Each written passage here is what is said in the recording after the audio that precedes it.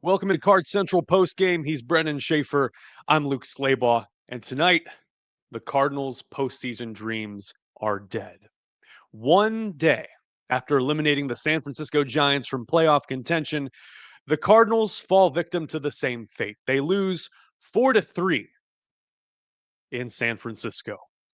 The Cardinals had won 4 consecutive one-run games against the Giants. And when they have a 1 in 1,000 chance of making the postseason, the fate is not in their hands. They have one of the sloppiest defensive nights of the year, mental composure not there, and they fall victim to Andrew Kisner and the San Francisco Giants. Brenden Schaeffer, what was your takeaway? Oh, my takeaway was this game felt like a lot of the Cardinals season felt. It was fun the last couple of days to really see the Mets collapsing and kind of peek in on the Reds and Pirates tonight and go, hey, maybe there's a chance. And that it would have been so remote, all the different things that would have needed to take place.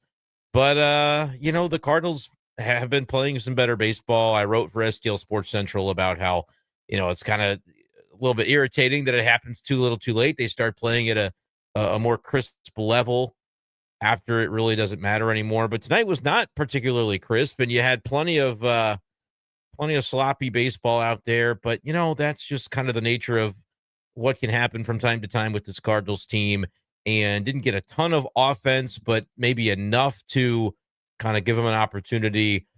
And then, defense really hurt him tonight, Luke. A play by Jordan Walker, the dive by Victor Scott that ended up seeing that ball sneak under his glove by pretty healthy margin. And it goes as a triple for Kisner, you mentioned. I mean, the former Cardinal ends up dealing the final blow to St. Louis in 2025. It's been weeks and weeks and weeks since this has felt like a playoff team, but now, we know for sure that it's not meant to be this year. It's not meant to be, but what's always meant to be is being responsible with your finances. And that's where we bring There you in go. Card Central Postgame's main sponsor, and that is Home Bank. From business lending to everyday banking, Home Bank has been with us since day one, since opening day. They're a trusted partner. Business isn't just about numbers, it's about relationships. And with Home Bank, those relationships make all the difference. Home Bank is the team behind our team at STL Sports Central. Visit myhomebank.bank or call 855-577-2001. Home Bank, member FDIC. More than a bank, they're your business partner. And stay tuned for our Home Bank money moment coming at the end of this block. They're the GOAT. What's not the GOAT, though, is lack of mental clarity and focus in high pressure moments. And you just mentioned a couple of those defensive miscues. And we'll start with Jordan Walker, bottom Yeah. four. Christian Koss hits a two-seamer the other way against right-hander Sonny Gray. And for Walker, tailing towards the right field corner, it goes in and out of the glove. It hits off the palm. It looks like his eyes are looking directly into his glove when you look at the Yeah. video replay, and it Yeah. goes in and out. That's a focus issue. One of my most beloved baseball coaches, Bob Grana, we played out of Lafayette High School. His son, Kyle, was in the Cardinal system for a while. He always said, baseball is a glorified game of catch. It's hit the ball, put the ball in play, get the job done, play good catch, throw strikes, and have fun somewhere in there. We lost 50 games one summer. That's not important right now.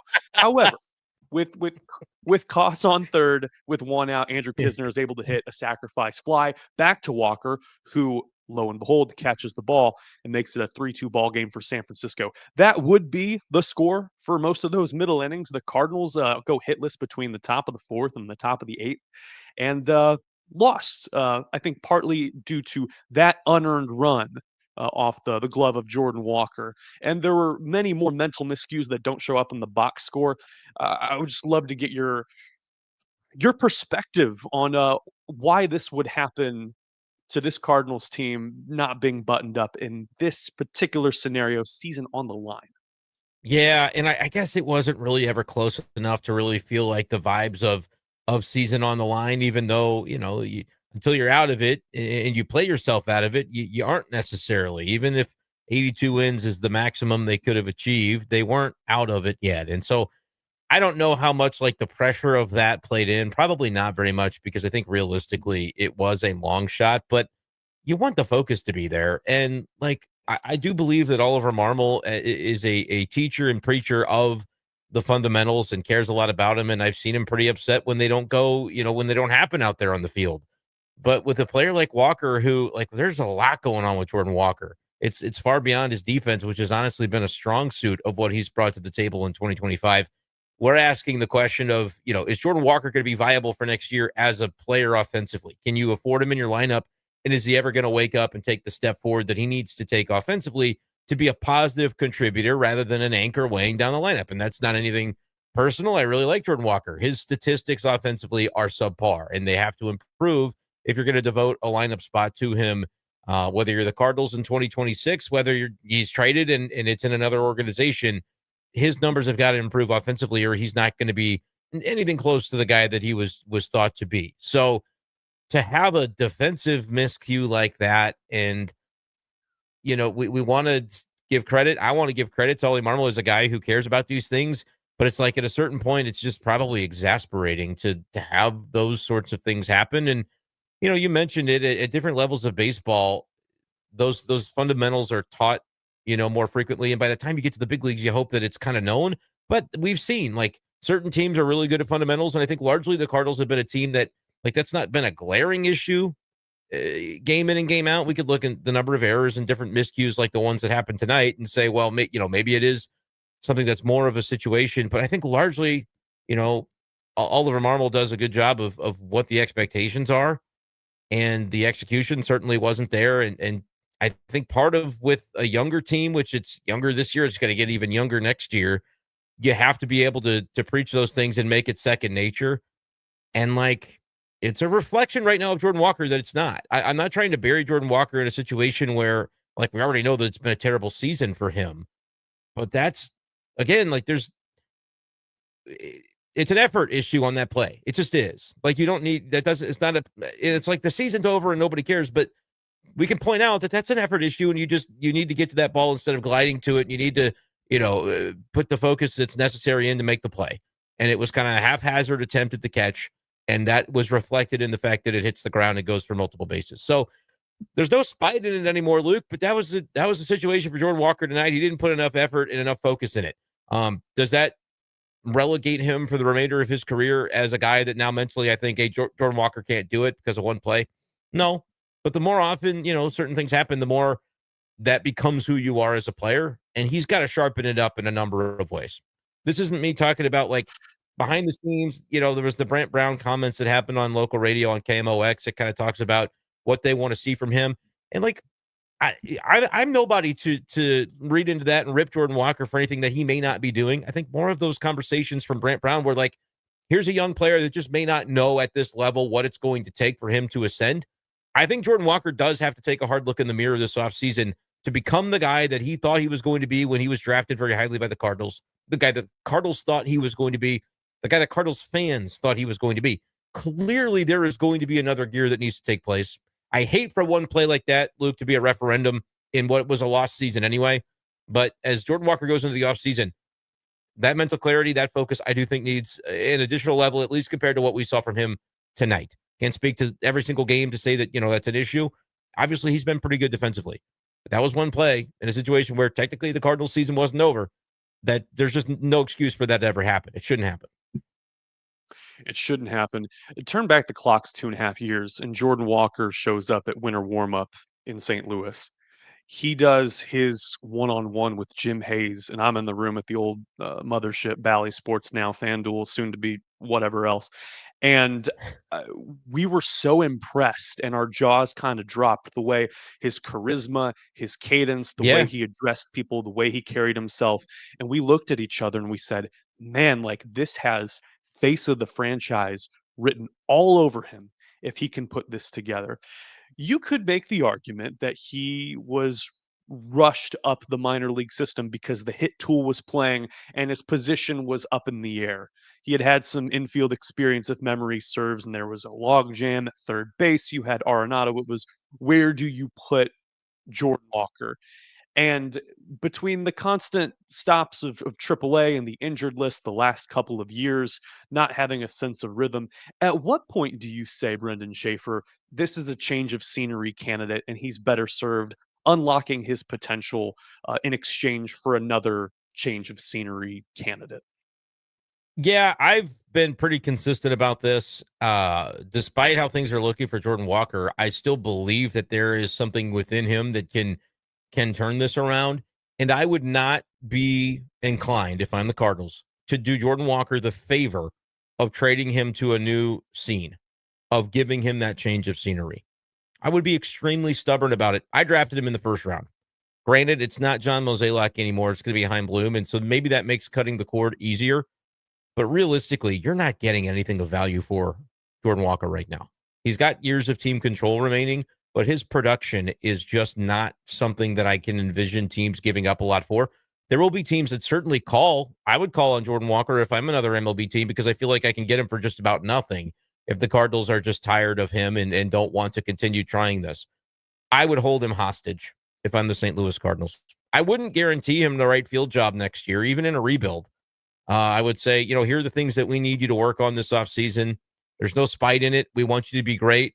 But if you're going to be great, it's going to be here. It's not going to be like you get the out of, you go somewhere else and that's the motivation, the wake-up call that you need to improve. I wouldn't do it. I wouldn't allow it because I just don't think there's anything to be gained from it. You're not going to pick up a quality that is representative of the ceiling that Jordan Walker could still possess. And maybe the Cardinals are just that out on him internally. That's for Chaim Bloom to answer, in concert with coaching and the player development staff on really how they feel. And, maybe that'll come out. The truth will out. If they end up trading him and you look at the return and it's not that substantial, probably tells you that they just didn't think he had it. In my opinion, he's got options. I would let him spend a whole season in AAA if I had to, if I'm the St. Louis Cardinals. If he comes into spring training and nothing looks tangibly different, all right, just go hang out down there. Go play. I don't know. We'll see you when we see you. Let's see some improvement. Like it sounds harsher maybe than I meant it to be, but it's just one of those things, Luke, where I don't see the benefit of the Cardinals to do another organization the favor of potentially unlocking Jordan Walker. Because if and when he is unlocked, he's going to be a very valuable player somewhere. There's no risk at this point into holding him, especially with your outfield looking like it looks. Like Lars Nootbaar could very easily be traded. Victor Scott, statistically one of the worst hitters in baseball this season, although I would put him in center field every day next year because I think his defense and base running is enough that if he could just get a little bit better offensively, it ends up being well worth it to have him out there. Burleson probably in a corner outfield spot, but you also have DH. You also, is Contreras a trade candidate? Would he accept it? Does that potentially move Burley more to first base? I don't think there's a ton in that outfield to where Walker could very easily slide into a spot next year, earn it, and end up being just fine. For me, that's exactly how I would approach it. I just don't think, unless you're getting a legitimate arm that you can add to your rotation right away, Luke, I just don't see the benefit of it from the Cardinals. And I can't imagine that arm is going to come via trade right now for the current value of Jordan Walker. So I'd be stubborn and I would hold him hostage and just say, look, man, we want this for you as much as you want this for you. But clearly some things are going to have to change. And there's, again, I keep saying the phrase, there's no spite in it. It's not because like a lot of Cardinals fans in the chat right now are kind of talking about Jordan Walker. He just sucks. Like these are opinions that are out there from Cardinals fans. I don't really feel like this is like the work ethic. I can't tell you what Jordan Walker's work ethic. Luke, you mentioned it when you talk to Jordan Walker and when you see him and when he is engaging. It seems like a great young man. Like there's a lot to like about Jordan Walker. Somewhere there's been a disconnect in the on-field performance. And I could chalk it up to just saying, look, he's every level he's gone for his whole career. It's just come easily for him. He plays in high school. He's the best one on the field. He goes to pro ball, and for 3 levels, he's the best one on the field. And then you get to the big leagues, and he's pretty darn good as a rookie. The adjustments have been made, and he still has not consistently adjusted back. And so there's a learning curve that absolutely has to happen. But, like, I'm not anti-Jordan Walker. I just think the potential is so great that if I'm the Cardinals, I'm not all that willing to do him the favor of, because, like you mentioned it, change of scenery. Who's to say that you trade him and he doesn't end up turning into that guy? How bad do you feel if you're a Cardinal fan at that point if what you got back for him is, the Sean Armstrong of this deal, like when they traded Dylan Carlson? Dylan Carlson's potential, it's shot. We kind of know what it is, and his ceiling is limited, and he's going to be what he is. I'm not ready at his age to say that about Jordan Walker. Maybe the Cardinals are, but I would be extremely stubborn about it because, frankly, there's nothing to lose and still something to be gained, I think, by doing so. There is something to be gained. And the reason I pushed and extended this conversation a little bit longer is that there are Jordan Walker uh, comparisons or adjacent type players in other organizations. You mentioned Dylan Carlson. He's with Baltimore right now. And their GM, Mike Elias, former Cardinal scout, they've got prospects who haven't panned out. One picked right before Walker and Heston Kjerstad, who's an outfielder who is also lost right now. Chase McDermott, a pitcher for them, lost. So there are types that compare in similar scenarios. And so that was the reason why I asked. You had mentioned Victor Well, it's Scott, who we agree yeah. has all the athleticism and the talent in the world to play a good center field. And yet, when the game was on the line, he did not. Bottom of the eighth, one out, runner on second base, right hander Riley O'Brien on the mound, a hang and slider to Captain Kiz. Andrew Kisner hitting out of the nine hole. Line drive, kind of knuckles on Victor Scott, gets well under his glove as he dives for it, misses, rolls to the wall. Credit to Jordan Walker for backing up this play and getting the ball in. However, it is Andrew Kisner's first career triple and a 4-3 score on the RBI. That will be our money moment of the game. Oh, your analysis of that play, Brenden Schaeffer. Yeah, I mean that's a sinking liner that I think in Victor Scott's mind is the ball game at that point, and so you have to try to leave your feet to make the play. If he keeps it in front of him, was the runner at second base held up enough to where you'd have been able to get the ball back into the infield, hold him at third, and allow Riley O'Brien to try to escape the jam? Perhaps, but I think it's one of those bang bang plays that the instinct of a center fielder with exceptional range like Victor Scott has is to just try and make the exceptional play. I think it was the wrong decision, but again, trying to make the play to basically save the game, save the season. Maybe that was a little bit of a hero ball moment from Vic, and just wasn't able to quite get there. I don't know that even a perfect dive would have been able to with the way that ball was knuckling and sinking, but that's certainly the play that ended up being the difference in the game. Credit to Riley O'Brien and the Cardinal defense for keeping them from scoring an additional run, I suppose. But yeah, it was a play where he was trying to play the hero and just came up a little bit short. And just like the Cardinals season, they're coming up a little bit short. See if they finish 500 or not, but they're not making the playoffs this year. That was confirmed tonight, and that was sort of a microcosm of your season. Was indeed. You think you're better served trapping that ball, trying to hit the cutoff man in that scenario? Yeah, like I said, I think you can probably keep the runner at bay a little bit there. He's got to hold a bit about halfway. He's got to look back at that ball to see. That's not really something you can get from your base coach, right? Because of the nature of the sinking liner. I feel as though the runner's got to get some eyes on that. You can't even necessarily go halfway. If Victor's got great range in center field, it would have been risky to be just off, assuming that ball's going to get down. So yeah, I think if he does take it that more conservative route, which we saw examples of in this game, I mean, Alec Burleson could have gone for the double play, but ends up deciding, okay, we're just going to take the out at first base. The runner's kind of in the throwing lane to where this could end up turning into a real disaster if I try to bite off more than I can chew. And so it's interesting that Burley sort of takes the conservative route earlier in the inning, and then Victor kind of takes the more aggressive approach, and it ends up not panning out that way. Yeah, the conservative route would have allowed the inning to continue, and you would have obviously had runners, I think, at first and third, which maybe sets up a double play in that situation. So yeah, probably would have been the play, but like I said, instinct kicks in, and I think he was just trying to make a play, fire up his team, and be able to, it's a hard thing to do. Say, let's put a whole season on my back, but I think in that moment he was just trying to make the exceptional play. And you know who's always good at putting people on their back? That's Home Bank. This was the money moment of the game. It was brought to you by our friends over at Home Bank. Thanks, Brenden. I see you clapping off camera. Money moment of the game is brought to you by Home Bank, the team behind our team at STL Sports Central. Visit myhomebank.bank. That's myhomebank.bank, or call 855-577-2001. Missouri, get ready because DraftKings Sportsbook, it's a coming. New Missouri customers can get $300 in bonus bets when they launch on December 1st. It's America's top-rated sportsbook app. Just look it up. Download now and place a $5 bet when DK Sportsbook goes live. Brings everything to elevate your game day experience. Live in-game betting, lightning fast, payouts, and endless ways to get in on the action, all right from the telly. And when we officially go live in Missouri, you'll be betting with the sportsbook app trusted by millions of y'all out right now. Safe, secure, and with fast money withdrawals. Download the DraftKings Sportsbook app now and use the code STL Sports to grab $300 in bonus bets with just a $5 bet when they go live December 1. That's code STL SPORTS in partnership with DraftKings Sportsbook. Gambling problem? Call 1-800-GAMBLER. 21 plus. Physically present in Missouri. Eligibility restrictions apply. Bonus bets expire 7 days after issuance. Excludes customers who redeem pre-launch sign-up offer. Terms at sportsbook.draftkings.com/promos. Welcome back to Cards Central Postgame. 4-3 the final from San Francisco as the Cardinals' playoff chances are dead. How do we feel about this season ending with Jose Fermin dropping a bunt, first pitch, 2 outs in the top of the ninth?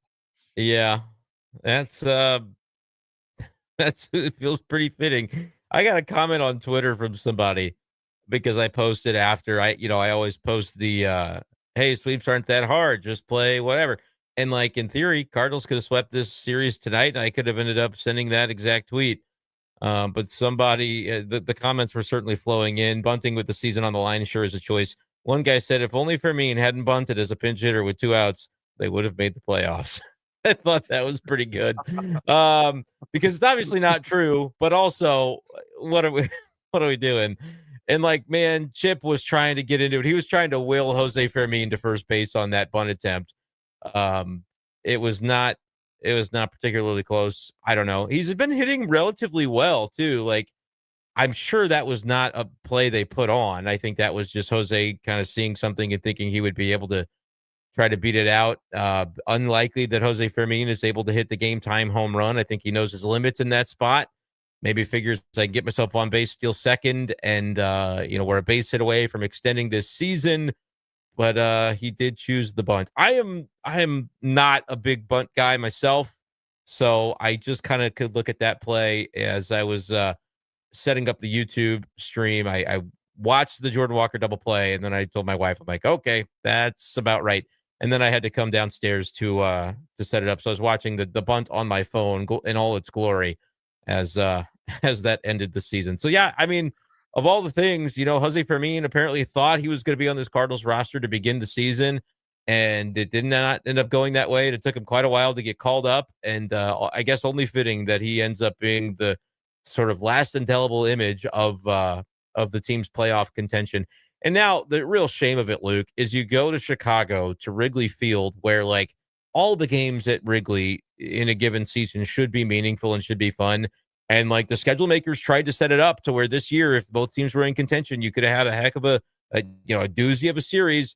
Cardinals didn't hold up their end of the bargain, though. Cubs are going to the playoffs. The Cardinals have fallen short, and now a weekend at Wrigley is wasted, quite honestly, on the last weekend of September, because the games have no meaning for really either team. Cubs spanked the Mets tonight. All the stars aligned in terms of the teams Yeah. that the Cardinals needed to leapfrog. And, you know, it was a 1 in 1,000 chance. It was a 0.1% chance per Fangraphs to make the playoffs. It wasn't happening mathematically. However, they were done a solid. And this goes back to conversations I had with Stephen Carey weeks ago, where the Mets were losing. Well, it might have just been a couple weeks ago where the Mets lost 7, 8 in a row, and all the stars were aligning. It was just if you could gain any sort of momentum, you could theoretically put yourself in a better position. But you know, almost only counts in horseshoes and hand grenades. See you going through the comments right now. Yeah, I'm Brendan looking at a Schaeffer. few. I've got a few Yeah, that I'm looking if you want to, into. yeah, cut me off if you want to stop.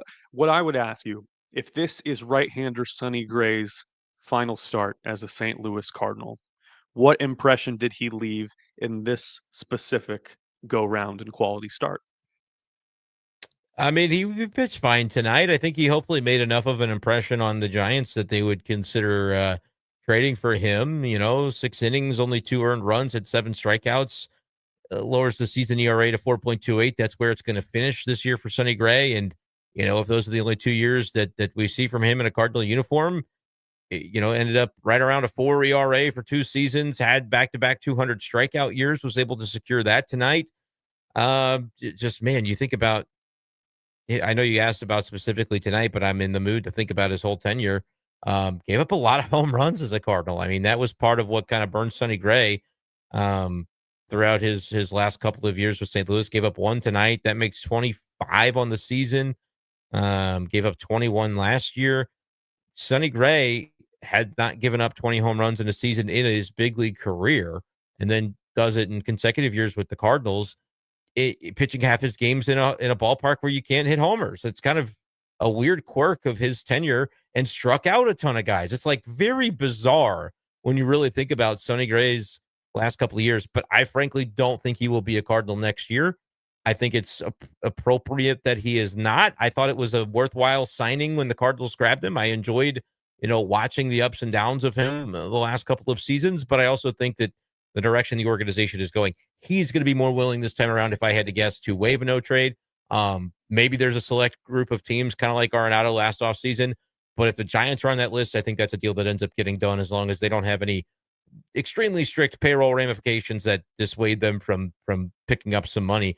I think Sonny Gray could help them, and I would bet $1 to a donut that his ERA is sub-4 next year if he's a pitcher for the Giants. Could be a good fit. Started his career out in the Bay Area for another team that doesn't even exist there anymore. Only That's right. mental miscue, it seemed, for Sonny Gray was bottom three going up against Rafael Devers. No one's on.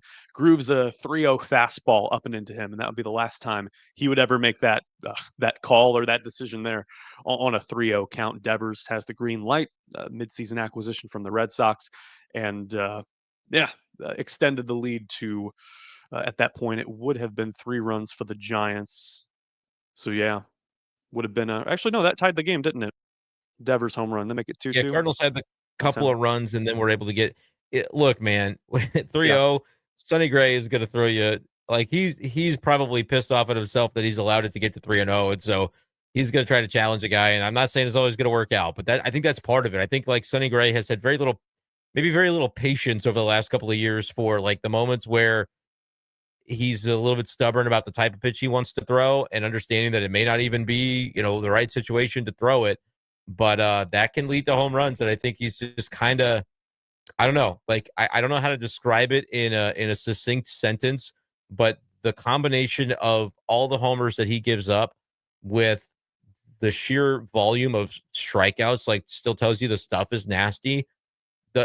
It's not even that he lacks focus, because he's as focused as any player I've ever seen, like with the intense detail that he brings. But somehow I can say those two contradictory statements about, just kind of allows these home runs. But it's almost like he's doing it just to see what will happen. Like, I don't know. It's very bizarre. But it also feels like just about right to sum up the Sonny Gray experience over the last couple of years. And I don't even say that in a derogatory way. It's just like, it's kind of that Sonny. And that's sort of the way that it's been. So nothing's really surprised me about all of it. Aaron chiming in that Sonny was a number 3 at best. Yeah, and on this team, he was like their number 1. So kind of tells you why the Cardinals maybe have not had enough success over the last couple of years. By the way, I do want to highlight this one other question from Aaron real quick. Monday will be fun when Mo has his press conference, and to hear the DeWitts pop the bubbly for going 500. And of course, however many years ago when they fired Mike Matheny, it was, 500 in this town isn't good enough. And so that was sort of the benchmark that fans have kind of tried to hold ownership to ever since. And when that question has been posed to DeWitt, and I've been in the room when it's happened, I think multiple times since then, he sort of dances around it and doesn't really own it. But, that is what it is. The reason I bring up this comment, though, specifically, I do believe that based on what Mozeliak said on 101 ESPN earlier this week, he's going to do a presser on Monday. Chaim DeWitts are going to do one on Tuesday to sort of talk about the future. And so unless that was like a comment that Mo made in jest, that'll be kind of interesting, that you'll get sort of the Mo final hurrah, and it'll be separated from the ability to then have the media ask about the next iteration of where the Cardinals are heading, which I think is appropriate when you think about how awkward last year's press conference was, because we were simultaneously trying to get information from Mo about, so you're not leaving, but you are, and trying to get information from Chaim about, like, what do you envision, trying to get information from DeWitt about, like, so you're saying that the standard has been diminished to the point that you have to make these big changes. And then he would insist that, no, I never said that the standard was bad. We do have a lot of really good young players. This is very bizarre. So maybe Mo's like, I want nothing to do with that. Let me have my own thing, and you guys can deal with the rest of it on Tuesday. I think that's what's going to happen. We'll see as we get more information from the Cardinals, I assume, from that in the days to come. It makes sense that he would do a backwards facing retrospective press conference. And what I would expect is he pulls a Marshawn Lynch and every prompt he gets, just ask for a little bit more patience. Yeah, that would be good. He's got a sense of humor, like he really does. But in that setting, I don't know what to expect. If it's really like Mo doing a solo presser and there aren't going to be any questions about the future. But so like, kind of what's the point? I don't know. I'll try to get down there if they schedule it early enough in the day on Monday. I'll be there. But yeah, I don't know, man. It'll be interesting to see. It's good to hear from Mo one more time for sure. But I also, is he gonna be like wanting to reminisce and sort of open up? Because it would just be very bizarre to 100%. ask him anything that's forward facing, right? Because it's got nothing to do with it. And so we'll see kind of how that plays out if the way that he described it on 101 ESPN earlier this week ends up being the way that the Cardinals approach it. If anyone asks him about, oh, what are your plans gonna be? Is, oh, hang out by the beach. I guarantee you it's gonna be something He's along gonna those lines, say, very lighthearted. He's gonna say, "Not talking to any of you," and that'll be sort of, and it'll be true because he will not want to talk to any of us any longer, which I can't blame him for, to be honest. It's been kind of, what's the word I'm looking for? A little bit. There's been friction, right? But it's been based on the friction that the fan base feels about the state of the org as well. Credit where credit is due, and props to John Mozeliak for helping build 2 World Series championship teams while he was here in various capacities, and, for not going gently into that good night, for actually facing the music, answering questions, or at least confronting the media directly in person. So for that, muchas gracias. Um, what else you got queued up here? Springfield Cardinals taking down the Well, Midland I mean, Rockhounds. yeah, Mozeliak guided the Double A Cardinals. That was kind of more Heim's jurisdiction, I guess, this year. But they are champs. And I just kind of point that out to say congratulations to Springfield for winning the Texas League tonight. I think it's like 13-1 when I flipped that game off and turned on the big league game. But it's one of those things where you're like, there is talent coming. I mean, there's talent on the way. This whole 2 to 3 year rebuild, I'm gonna be like the most annoying guy in this space this offseason when I continue to insist that the Cardinals don't need to rebuild. And I think fans will get mad at me because they're like, yes, they do. We're tired of being in the middle. But like when you actually boil down what I think should happen this offseason, it's not really that different than a rebuild. But it'll be interesting to see. I'm almost more excited now to do some shows and to do some conversation when we can stop like recapping the game that happened that night. Respectfully, who cares? Like it was over. And now we get to kind of look to the future, which I think Cardinals fans have been antsy to do all summer long, and they're kind of wondering why the heck Mozeliak had this last hurrah anyway. Um, there were times where I thought it was defensible for the Cardinals to do it the way they've done it, and there were other times where I thought is the way that they've done it holding them back from being able to achieve the things that they should be able to at least strive toward. But it's going to get a whole lot less weird here soon because I think you're going to have a lot more of a sense of clarity about the direction and what they're trying to accomplish. That is an incredible point. I made that with Randy Carricker last weekend when we talked post game, or maybe it was 2 weekends ago. It's all a blur right now. Eh, Yeah. to your point, it will feel a little bit eerie and maybe bittersweet, happy, sad to get these last 3 games over with because it does mark the end of an era, a clear dividing line between Mo, Heim Bloom, and the unknown. And it could get ugly there for a couple of years.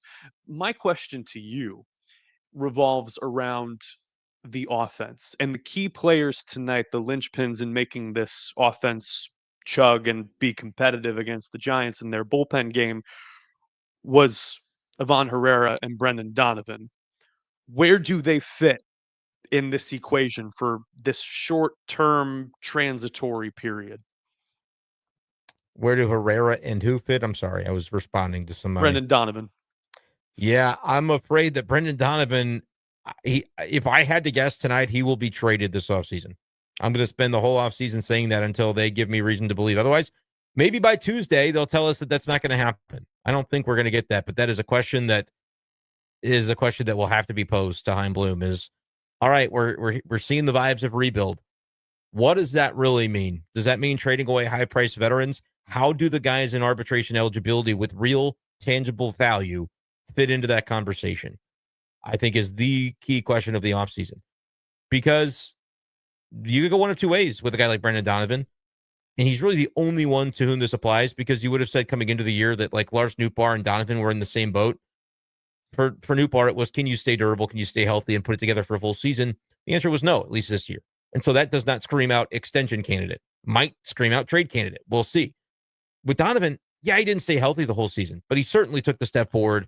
He was an all-star. Clearly, he is a very, very good player, very valuable player. Whether he's versatile or not in the field, whether you ask him to play multiple positions or don't, he's a capable defender and he's a clubhouse leader. That is the type of player that you build around, in my opinion. I get it. People say, well, he's 28. If the Cardinals aren't going to win for 2 to 3 years, he'll be a free agent. What's the point? Well, you sign him. You extend him. It's not going to be like signing an Aaron Judge. It's going to be a reasonable price tag. And it's going to be the type of price tag that Bill DeWitt needs to be willing to pay, needs to be willing to invest in the organization, invest in the fan base, and tell them, like, hey, we're not going to just take your support for granted. We're not just going to completely strip it down and have a bottom 10 payroll after we trade away Arenado and trade away Sonny Gray. Like, we're going to at least still try to put maybe not our best foot forward, but a foot forward. And to me, that would be extending Brendan Donovan. If they don't do that, I certainly expect them not to. He'll probably be traded this offseason. Herrera is earlier in the process, Luke, to where I think he's somebody that they're going to try to build around because he's not arbitration eligible yet. And evidently he's going to have an elbow surgery and try to return behind the plate and be the catcher next year. Obviously, if there's a player that hits like Ivan Herrera hit this season and can provide adequate defense behind the plate, that ends up being an extremely valuable MLB player. Can he do that? I'm a skeptic that he'll be able to do it behind the plate, but I think he's a really talented baseball player. I think he's a guy with a drive to succeed. And so certainly it's within the realm of possibility that he'll succeed in it. And if the Cardinals are rebuilding, you might as well kind of let him try, right? There's not a lot of downside to letting him try to do it next year. If it costs you a few games because he's just not as crisp behind the plate, the mentality might just be, who cares? Not from the team within the clubhouse, but from above. If that's the mentality, it's maybe worth the gambit to try to say, hey, can we turn this guy into a guy who could be our long-term fixture behind the plate? We'll see. But I think Herrera fits. I think Donovan should fit. He should be everything the Cardinals are all about. I'm skeptical that he'll be around next year based on the tea leaves about, hey, this is going to be a rebuild. It was kind of soft launched in the article by Katie Wu in The Athletic earlier this week. And since then, I've said, I don't think Donovan's going to be here. I hope I'm wrong, because I think he is a guy that should be a centerpiece for the Cardinals. And based on winning championships at AA, based on the pitching prospects that may not be ready in April, but they might be ready by June or August, I don't think the Cardinals have to concede multiple years of a rebuild. You can skimp on payroll. You don't have to spend a ton, but if you spend a little bit, you keep yourself respect of like, hey, we understand that it matters to put a compelling product on the field, even if it only means that we're going to max out at 80 wins again. I think that's more worthwhile than absolutely stripping it down to the studs, because frankly, you're going to trade Brendan Donovan for some AA pieces probably. I don't think you're getting the number 2 starter. People have told me, well, if you can get a number 2 starter for him, obviously you trade Donovan. Sure, I could see that argument. I don't think that's happening. I think the Cardinals would be getting young prospects, which are akin to lottery tickets. Some pan out, some don't. If you're lucky, those prospects will turn into Brendan Donovan. I would rather just pay Brendan Donovan, because I think the Cardinals are going to have very little committed to long-term payroll after 2025. And he would be one guy that I think would be a very safe bet to make for the next 5+ years. So we'll see. I just don't think it's going to end up going that way. It would be a good investment. It's funny that we talked about this being the end of one chapter and on to another. You go back to 2022 and think of the players that are on this roster that contributed in a meaningful way, played, 100 games for that playoff team. And who's left? It's Arenado, it's Nootbaar, and it's Donovan. Gorman played predominantly second base there, 89, 90-ish games. Um, and so this really is a clear distinction. This team has to learn how to win again. Like, it has to get to that point, because all those players, we talked about Dylan Carlson in the first block. He was almost worth 2 wins that year off of the bench in a year that he didn't really hit that well. Like, there were guys who contributed in clutch scenarios. And so it is weird just how this has turned. to a much more dour picture at the end of 2025. Final thoughts, Brenden Schaeffer, as we wrap this post game up, this loss to the San Francisco Giants. Yeah, final thoughts are I wish baseball at Wrigley Field this weekend was going to be more exciting than it is, but it just seems as though a lot of the air is going to be out of those games. You can probably bet that there will still be some craziness that happens because it's Cardinals Cubs at Wrigley. But yeah, it's kind of deflating that we're here at the end, and that's where it is. I'm looking forward to the offseason though. You and me both. I'll be on post game Saturday and Sunday as this season comes to a much needed, well received end. The final score tonight from the Bay Area, the San Francisco Giants 4 and the St. Louis Cardinals 3. This has been Cards Central Postgame. He's Brenden Schaeffer. All the content on STLSportsCentral.com and STL Sports Central YouTube, the daily Randy Carricker show, now in the afternoons, Bernie Miklasz show, amazing. So many good people. Eric Sontag with daily sports betting content and a whole lot more. Columns from yours truly and Brenden Schaeffer. We appreciate you all tuning in here. And this show was presented by DraftKings. The crown is yours. Good night, everyone.